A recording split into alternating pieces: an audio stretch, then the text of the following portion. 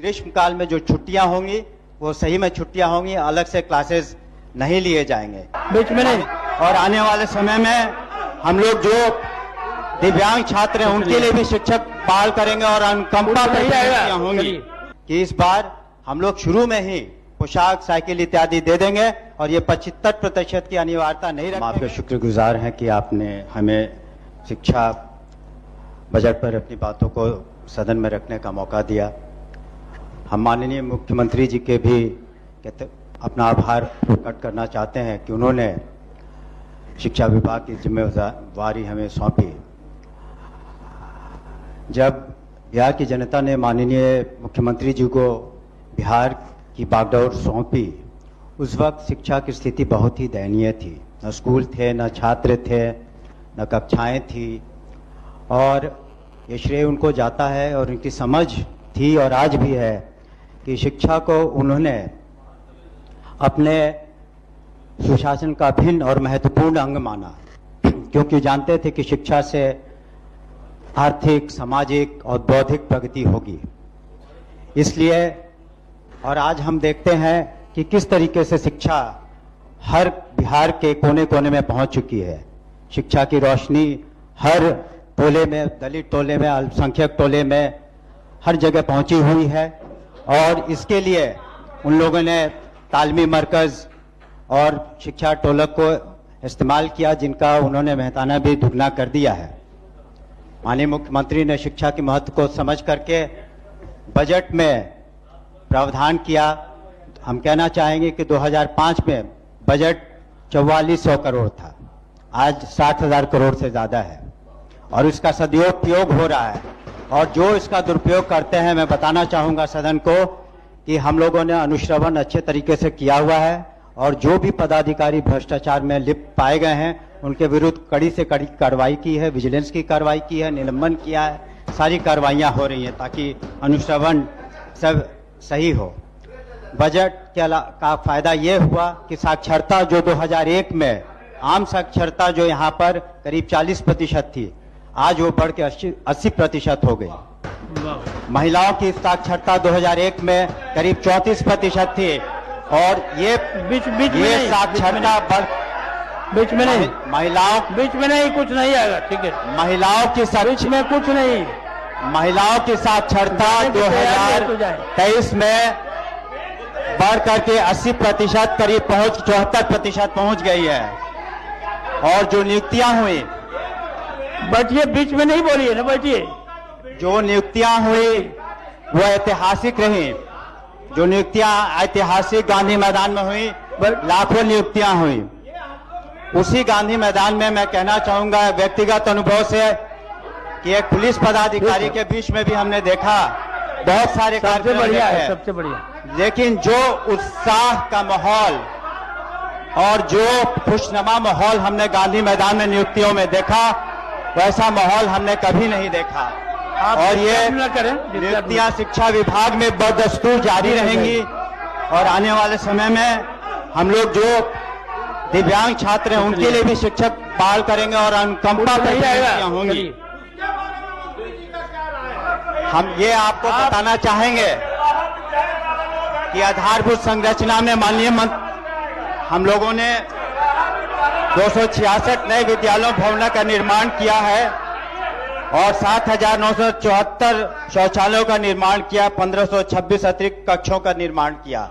और माननीय सदस्यों ने जो अपने अनुशंसाएं भेजी थी, उसमें से करीब हम लोगों ने दोनों सदनों को मिला के 563 विद्यालयों का जो हम लोगों ने बिल्कुल जीर्णोद्धार कर दिया। आने वाले समय में हम उसे पूरा कर देंगे।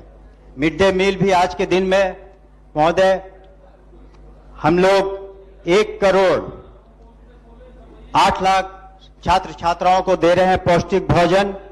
और आपको बता दें कि आज के दिन में जो शिक्षकों की जो प्रतिशत है, पूरे शिक्षकों की संख्या करीब 6 लाख से ज्यादा है, जिसमें 44% शिक्षिकाएं हैं। और ये एक महिला सशक्तिकरण का बहुत महत्वपूर्ण कदम है, जिसके कारण उन्हें आगे चल करके उद्योग में, नौकरियों में, पुलिस में फायदा हुआ है। और माननीय मुख्यमंत्री ने सुनिश्चित किया कि साइकिल योजना, पोशाक योजना, डीबीटी के माध्यम से पिछले साल हम लोगों ने 7,59,832 छात्र छात्राओं को फायदा हुआ।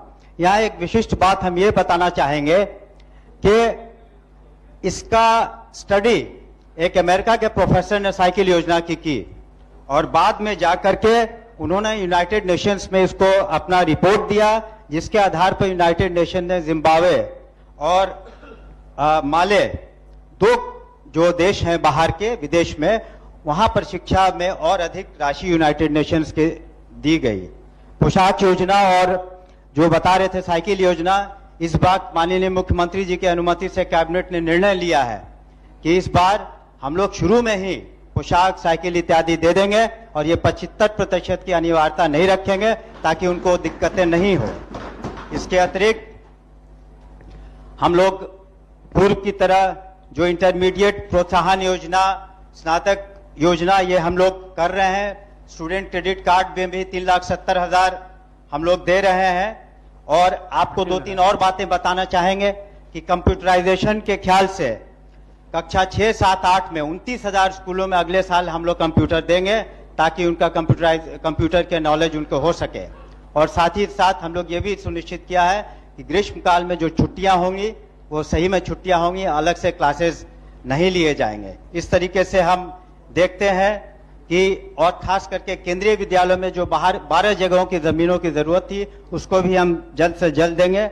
आधार सीडिंग का भी कार्य चल रहा है ताकि डुप्लीकेशन या कोई फर्जीवाड़ा नहीं हो प्राइवेट स्कूल या कहीं पर भी। उच्च शिक्षा में भी आपको बताना चाहेंगे महोदय कि जो बजट है 5,884 करोड़ का, ये मात्र 3 राज्य हमसे आगे हैं जो उच्च शिक्षा में इससे ज्यादा बजट देते हैं। और हम लोगों ने 2,000 से ज्यादा प्रधानाध्यापक वहां पर असिस्टेंट प्रोफेसर्स की नियुक्तियां की हैं और हम लोग सुनिश्चित कर रहे हैं कि वहां भी जो सामर्थ्य पोर्टल लगे, वहां भी पारदर्शिता हो, वहां पर सेशन टाइम पर चले और जो फाइनेंशियल डिसिप्लिन है यूनिवर्सिटीज मेंटेन करे।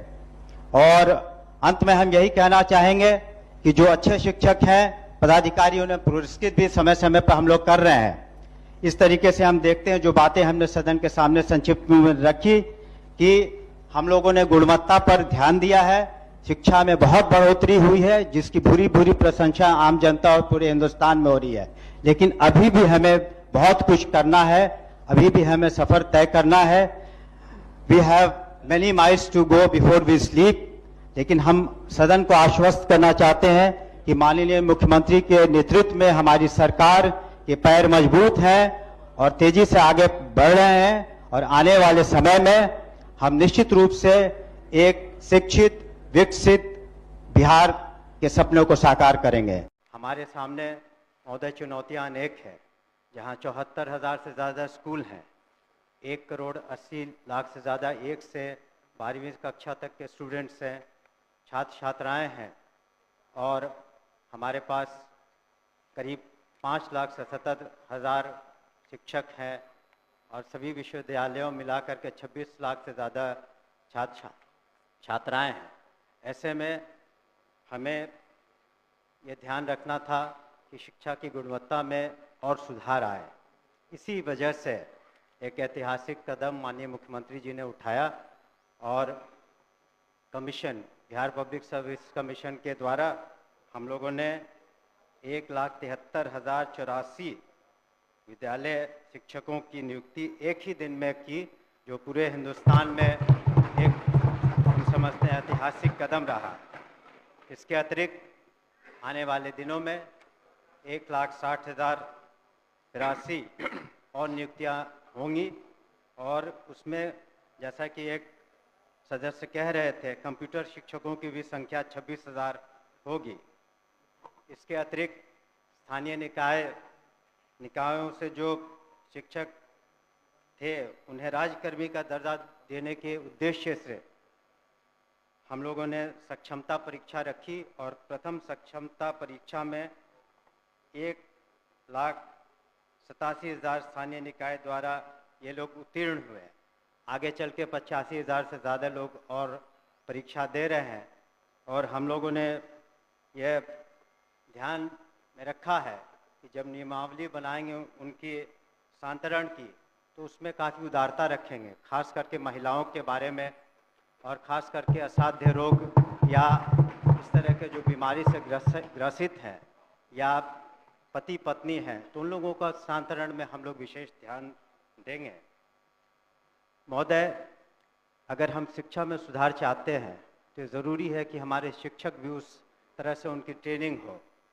इसी कारण से हमारे जो SCERT जो इंस्टीट्यूट हैं, यहाँ पर मैं खुद भी गया हूँ, वहाँ पर हम लोगों ने किस तरह से शिक्षकों की ट्रेनिंग अच्छी तरीके से हो सके उस पर ध्यान दे रहे हैं। और आने वाले दिनों में हमारा लक्ष्य है कि जितने शिक्षक हैं कम से कम साल में उनकी 2 बार ट्रेनिंग हो सके, और वहाँ पर जो सिलेबस बनाए जाए वो ऐसे बनाए जाए कि वो आगे चल के हमारे छात्र छात्राएं जो कंपटीशन के एग्ज़ाम्स देंगे उसमें वो बेहतरीन रूप से सामने आ सके, कर सके।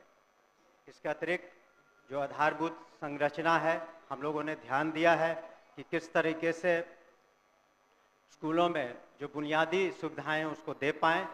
उसके लिए हम लोगों ने कार्रवाइयाँ की हैं मुख्यालय स्तर पर और जिला स्तर पर, और हमने सभी माननीय सदस्यों से 10-10 विद्यालयों की सूची भी मांगी है, जिसका आने वाले सत्र तक, इसके बाद के सत्र तक उसका हम लोग जीर्णोद्धार करने का प्रयास करेंगे। कई माननीय सदस्यों ने शिकायतें भी की थी कि जो काम हुए अच्छे तरीके से नहीं हुए हैं, तो उस पर हम लोग इंक्वायरी करा रहे हैं, और जो भी दोषी पाए जाएंगे उन पर निश्चित रूप से कार्रवाइयाँ होंगी, और कुछ कार्रवाइयाँ हो चुकी हैं। हम लोगों ने ये भी सुनिश्चित किया है कि जो हमारे निजी विश्वविद्यालय हैं उनका रजिस्ट्रेशन हो सके, ताकि सही आंकड़ा आ सके, और जब उनका आधार सीडिंग कर देंगे तो ये पता चलेगा कि जो 25% जो गरीब बच्चे हैं, बच्चियां हैं, और जिसके खर्चे की प्रतिपूर्ति सरकार करती है, वो सही आंकड़ा आ सके हमारे पास। और इस तरह से प्राइवेट स्कूलों में भी हम सही तरीके से मदद कर पाएंगे। परीक्षा संचालन में एक बहुत बड़ी जिम्मेवारी है हमारी, और पिछले साल 1,35,00,000 से ज़्यादा छात्र छात्राओं ने परीक्षा दी, और जो बिहार स्कूल एग्जामिनेशन बोर्ड है, इस बार जो हम लोगों ने बिल लाया है उसके अनुसार अब ऑनलाइन परीक्षाएं भी संभव हो पाएंगी। सरकार की जो मुख्य जो स्कीम्स हैं, जैसे मिड डे मील, मध्याह्न भोजन करते हैं, वो भी एक बहुत बड़ी चुनौती है। उसमें नित्य 1 करोड़ करीब 10 लाख बच्चों को हम मध्याह्न भोजन सही तरीके से देते हैं, और उसमें जो अगर शिकायतें मिलती हैं तो हमारे कमांड कंट्रोल सेंटर पर कोई भी व्यक्ति उसके बारे में सूचना दे सकता है, उसके बारे में हम कर सकते हैं। और डायरेक्ट बेनिफिशियरी ट्रांसफर्स हम करा रहे हैं, स्टूडेंट क्रेडिट कार्ड भी हो रहा है। और अंत में मैं कुछ आंकड़ों को प्रस्तुत करना चाहूँगा जिससे पता चलेगा कि किस तरह से शिक्षा में गुणात्मक सुधार आए हैं। शिक्षकों की संख्या महोदय 2006 में 1,80,000 थी, इस बार 2024 में 5,77,000 है। इस तरह से विद्यालय में जो छात्र और शिक्षक का अनुपात था, पहले जो 65 और 1 का था, अब 32 और 1 का हो गया। उसी तरह से साक्षरता दर में महिलाओं में पहले 33% थी, अब 74% हो गई है। आउट ऑफ स्कूल चिल्ड्रन जो है 1% से कम हो गए हैं, और बजट में 11 गुना से ज़्यादा वृद्धि हुई है। अतः मैं अपने शेष अब एक जो हमने कहाँ टाइम है, अब समय कहाँ है? अतः सदन हमारी मांग को पारित करे और हमारी जो प्रोसीडिंग का पार्ट बना दिया जाए, हमने जो वक्तव्य है